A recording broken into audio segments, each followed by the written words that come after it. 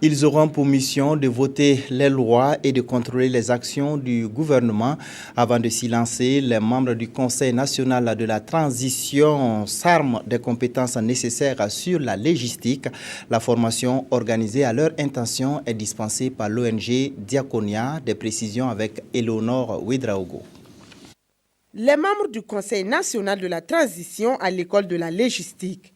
Avec les responsables de Diaconia, ils vont apprendre au cours d'une formation les bases de la logistique et renforcer leurs capacités en matière de vote de loi, de consentement des impôts et de contrôle des actions du gouvernement. Les députés de la transition auront à travailler sur des réformes et à notre sens, ces réformes doivent être profondes pour positionner le Burkina vers un changement structurel. À leur agenda, ils auront à voter des lois. Il faut donc que ces lois-là soient dans le sens des attentes des populations.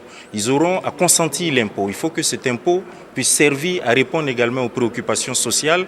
Ils auront également à contrôler l'action gouvernementale et nous estimons que ce sont des méthodes, des techniques et des outils qu'il leur faut pour être à même de bien jouer leur rôle. Une formation qui vient à point nommé selon le président du CNT, qui voit en cette initiative une compétence de plus pour relever les défis du Conseil. Nous venons de finir la mise en place du bureau et des commissions de l'Assemblée. Et donc nous allons nous attaquer immédiatement, si on peut s'exprimer ici, aux choses plus sérieuses. Donc cette formation qui vient en avant ne peut être qu'une plus-value par rapport à l'exercice des missions qui nous sont affectées.